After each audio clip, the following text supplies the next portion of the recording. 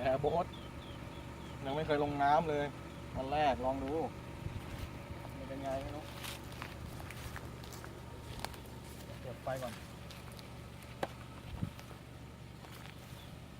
มีเรือเก็บไหมเนี่ย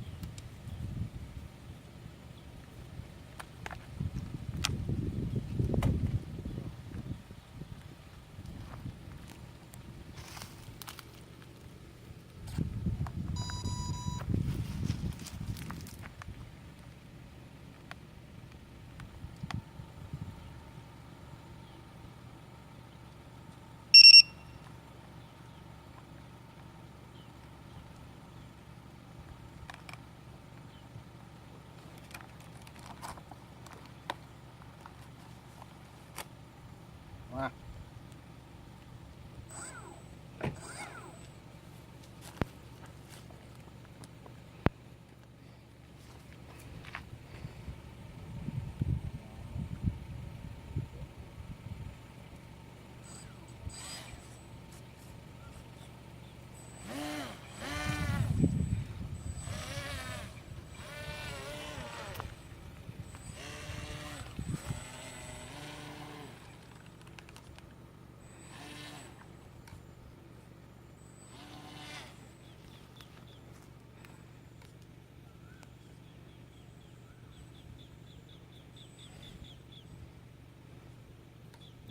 ทำเป็นนี้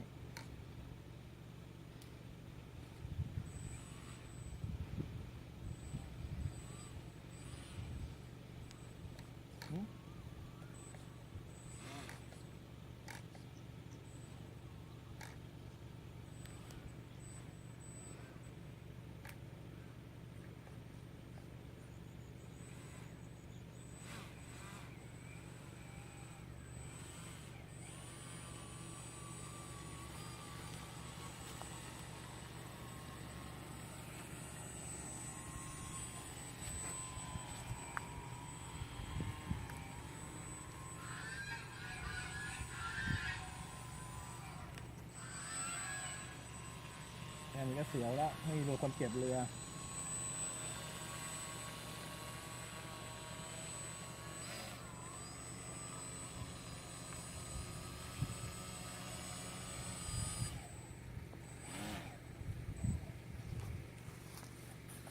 เวิร์กมันไม่เวิร์กเลย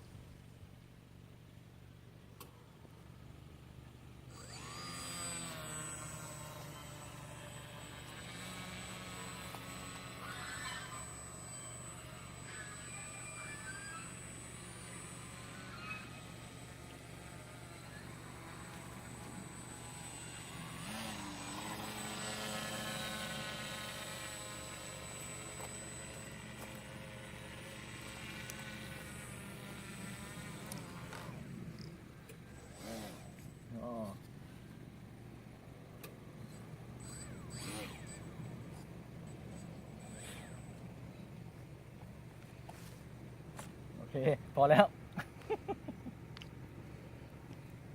วันนี้วันที่เท่าไหร่บอกด้วย วันนี้วันที่ 25ไงพย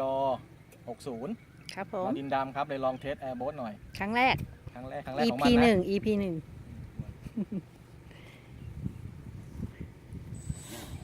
ไปค่ะ ขึ้นกัน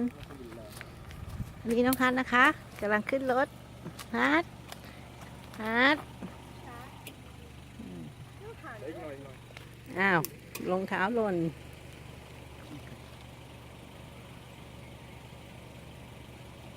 เกิดเหตุสุดวิสัยนิดหน่อย เอาอีกรอบปะคะ ถ่ายตอนเดียวพอ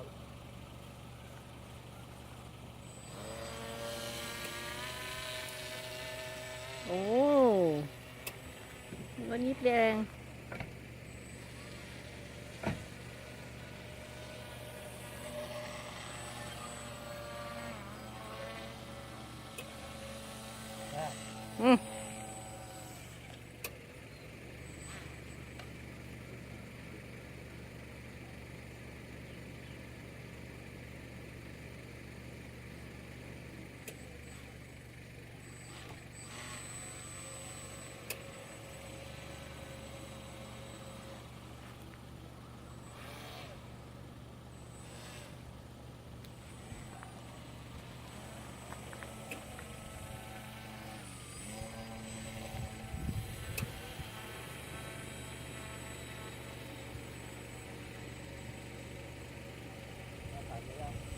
ถ่ายแล้ว เล่นเรือ